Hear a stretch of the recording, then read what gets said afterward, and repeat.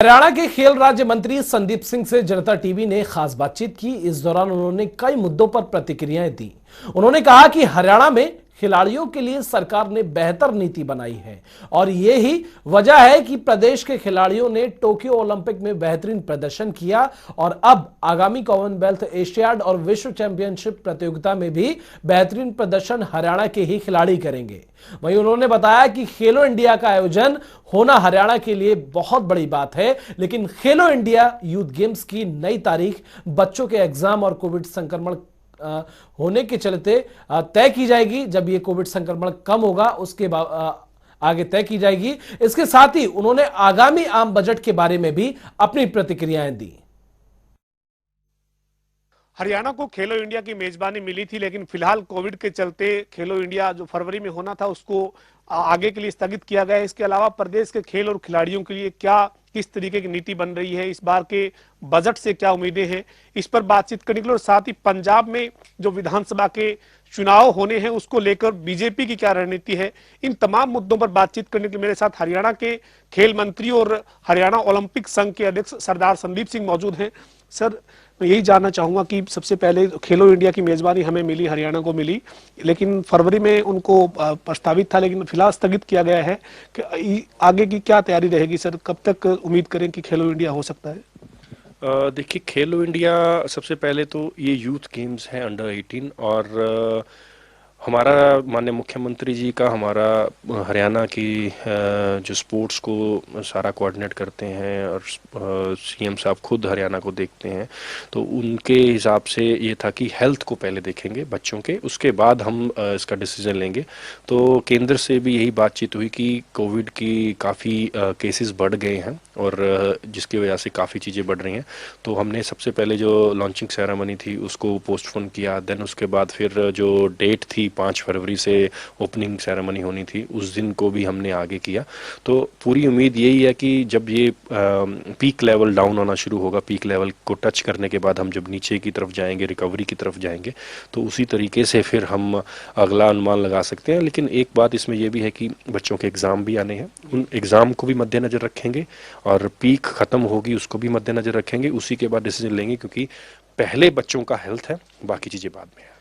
Sir, हमारे हरियाणा के जो खिलाड़ी हैं उन्होंने इस बार टोक्यो ओलंपिक में बहुत शानदार परफॉर्म किया और जो है वो आप लगातार टोक्यो ओलंपिक में से जो खिलाड़ी लौटे उसके बाद या अभी तक लगातार आप उनके संपर्क में है, आप क्या उम्मीद करते हैं कि आगे और ज्यादा हरियाणा का खेल और खिलाड़ी जो है वो बेहतरीन प्रदर्शन बना रहे? तो इसको लेकर क्या नीति आपके जहन में है कि कोई ऐसा एक और स्टेप जो आप ये सोच रहे हो कि वो मुझे लेने की जरूरत है? देखिए, काफ़ी चीज़ें जो हैं पिछले सवा दो साल में हमने स्पोर्ट्स के लिए लिए। माननीय मुख्यमंत्री जी ने हर वो कार्य जो स्पोर्ट्स के खिलाड़ियों को आगे बढ़ाए, उन्होंने सपोर्ट किया, उन्होंने आगे बढ़ाया स्पोर्ट्स को।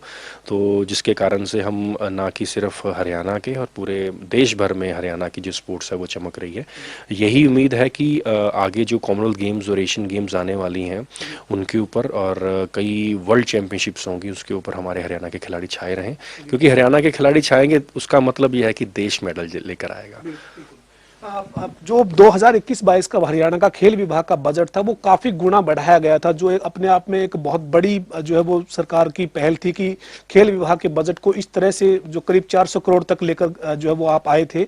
इस बार 2022-23 का जब बजट आएगा तो क्या उम्मीद करें कि और ज्यादा बढ़कर खेल विभाग के ऊपर खर्च सरकार करने का प्रयास करेगी? डेफिनेटली इसमें बजट भी बढ़ाएंगे। इसमें हम बजट के साथ क्योंकि खिलाड़ी जब खेलता है तो उसके साथ कोच की सबसे ज़्यादा कोऑर्डिनेशन होती है, लेकिन उसके अलावा भी कई ऐसे सराउंडिंग चीज़ें हैं जिसकी बहुत महत्व है आज की डेट में, चाहे वो फिजियोथेरेपिस्ट हो, चाहे वो मेंटल कोच हो, चाहे वो डाइटिशियन हो, चाहे वो रिहैब सेंटर हो, चाहे वो जिम ट्रेनिंग सेंटर्स हों, चाहे फिटनेस ट्रेनर्स हों। तो उस रूप में हम आगे इसके सराउंडिंग में जिसमें हमें बजट और मिले जिससे कि हम खिलाड़ियों को और परफॉर्म आगे कर पाएँ। आज आप हरियाणा सरकार में खेल मंत्री हैं, लेकिन आपने हॉकी को जिया है, आप भारत की हॉकी की टीम के कैप्टन रहे हैं। आप क्या सोचते हैं कि जो ये खेलो इंडिया का आयोजन होना था इसके लिए जो आप इंफ्रास्ट्रक्चर खड़ा कर रही हैं, इस तरीके के अगर खेल होंगे, इस तरीके से किसी खेल प्रतियोगिता के बहाने से अगर इंफ्रास्ट्रक्चर खड़ा होगा तो उसका प्रदेश के खिलाड़ियों को, नई नर्सरी जो है खिलाड़ियों की, उसको फायदा मिलेगा? डेफिनेटली ये जो इंफ्रा रेडी होंगे इससे हमारे स्पोर्ट्स को फ़ायदा होगा, स्पोर्ट्स के बच्चों को फ़ायदा होगा, क्योंकि जब एक अच्छा इंफ्रा मिलेगा तो वहाँ से अच्छे खिलाड़ी भी बन के आएंगे।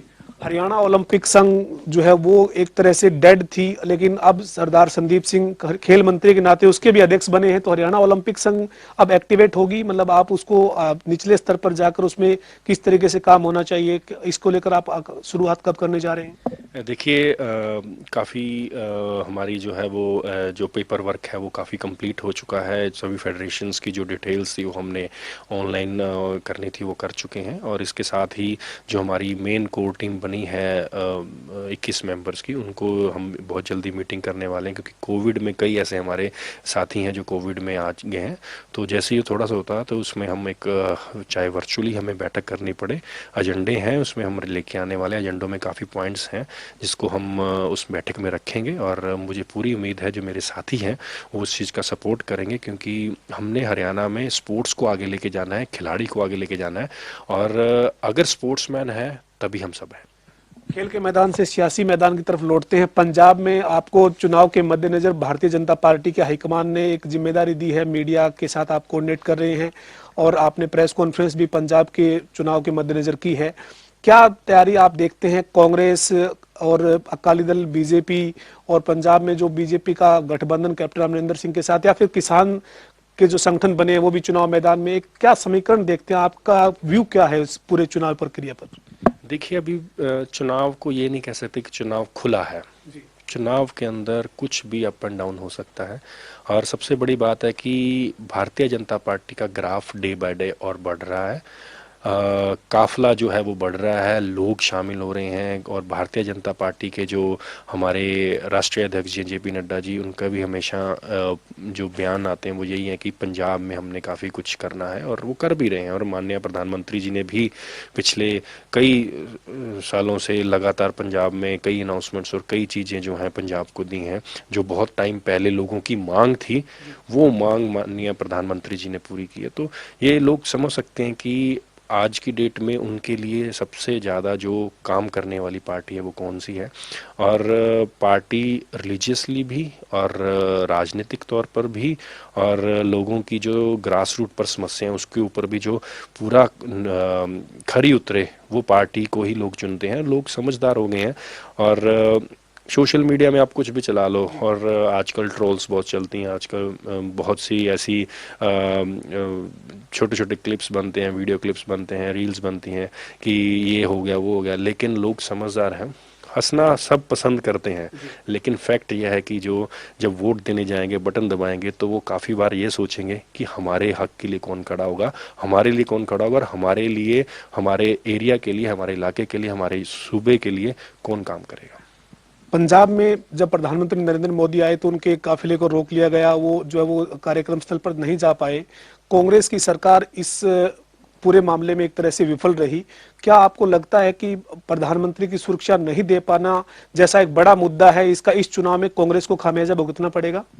देखिए बीइंग अ कॉमन मैन, ये मैं व्यू देता हूँ बीइंग अ कॉमन मैन, कि सबसे बड़ा है कि प्रधानमंत्री जी हमारे सबके हैं, कोई एक पार्टी के नहीं है, पूरे देश के प्रधानमंत्री जी हैं, उनको चुना गया है। जब भी कोई इंसान चुना जाता है, चाहे वो एक एमसी चुना जाए, चाहे वो एक सरपंच चुना जाए, चाहे वो एक विधायक हो, एमपी हो, या एक प्रधानमंत्री जी जिनको चुना जाते हैं, तो वो एक समुदाय के या एक पार्टी के नहीं होते, वो सबके साझे हो जाते हैं।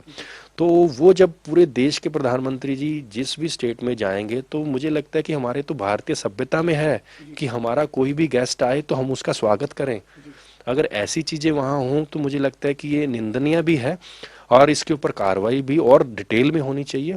फर्स्ट बात। सेकंड बात ये है कि प्रधानमंत्री जी ने वहाँ आकर कुछ लेना थोड़ी था, उन्होंने तो सौगातें देनी थी पंजाब के लिए, और ऐसे प्रोजेक्ट लेके आने थे जिससे पंजाब और आगे बढ़े, क्योंकि पंजाब में बहुत सी कैपेसिटी है। जो पंजाब कुछ साल पहले बाकी स्टेट उनको फॉलो करते थे, आज पंजाब का ये हाल है, इन पिछले कुछ सालों से ये कर दिया है कि पंजाब दूसरे स्टेट को फॉलो करता है। हम स्पोर्ट्स की बात देख लीजिए, मैं जब खेलता था, हमारे जितने भी साथी थे, हम ये बोलते थे आपस में कि यार काश हम पंजाब से होते तो हमें पंजाब में नौकरी मिलती, पंजाब में पैसे जो मिलते हैं वो मिलते। आज ये हाल है कि पंजाब के खिलाड़ी ये कहते कि हम काश हरियाणा के होते। तो ये चीज़ें आप देख सकते हैं कि कितना बदलाव आया है। ये बदलाव कोई आम इंसान या कोई एक इंसान नहीं कर सकता, ये पूरी की पूरी पार्टी जो सरकार होती है वहाँ की वो करती है। तो देख लीजिए 2014 से हरियाणा में भारतीय जनता पार्टी की सरकार है, तो लगातार हर फील्ड के ऊपर काम कर रही है, जिसकी वजह से उनका ग्रोथ हुआ है, ग्रो हुई है। आज जो है वो केजरीवाल पंजाब आ रहे हैं, ऐलान अपने सीएम कैंडिडेट का करने वाले हैं, लेकिन एक जो सर्वे करवाया है और जो एक आकलन सामने आ रहा है उसमें भगवंत मान को ही जो है वो सीएम का चेहरा आम आदमी पार्टी पंजाब में बना सकती है। आपका भारतीय जनता पार्टी ने जो जिम्मेदारी पंजाब में आपको दी है उस नाते या कैबिनेट मंत्री हरियाणा के नाते क्या देखते हैं, भगवंत मान पे लोग पंजाब के भरोसा करेंगे? देखिए, सर्वे में आप किसी को भी आ सकता है। मैंने पहले भी कहा कि सोशल मीडिया के सर्वे से या वैसे सर्वे से कोई भी आ सकता है, लेकिन सबसे बड़ी बात यह है कि लोग उसको एक्सेप्ट करते हैं कि नहीं करते। लोग समझदार हैं। पहले एक मदारी होते थे, वो नचाते थे, लोग तमाशा देखते थे, ताली बजाते थे, और उसके बाद उनको देखते थे कि पैसा देना है मदारी को या नहीं देना है। उससे भी ज्यादा समझदार हो गए लोग। मेरा अंतिम सवाल है, पंजाब में कुछ किसानों के जो दल हैं वो बने हैं और राजनीतिक तौर पर अब चुनाव मैदान में उतरे हैं, गठबंधन भी हो गया है। मैं गुरनाम सिंह चडोनी और जो दूसरा किसानों का पंजाब का धड़ा है उनकी बात कर रहा हूं, उनका गठबंधन हो गया, वो चुनाव लड़ रहे हैं। लेकिन एक बड़ा बयान गुरनाम सिंह चडोनी ने थोड़ी देर पहले दिया है, वो कह रहे हैं कि पंजाब में अफीम की खेती को मान्यता मिलनी चाहिए, अफीम की खेती पंजाब में होनी चाहिए। इस तरीके के बयान को आप किस तरह का बयान मानते हैं? देखिए, पहली बात तो मैंने अभी तक उनके कोई बयान ऐसा सुना नहीं है, लेकिन अगर आप कह रहे हैं तो मैं इसके ऊपर मैं ये डेफिनेटली कहूँगा कि फिर तो काफ़ी चीज़ें बदल जाएंगी। वहाँ तो ऑलरेडी यूथ जो है वो नशे की तरफ जा रहा है, और यूथ को हमने बचाना है, गंवाना नहीं है। बहुत शुक्रिया से बातचीत करने के लिए।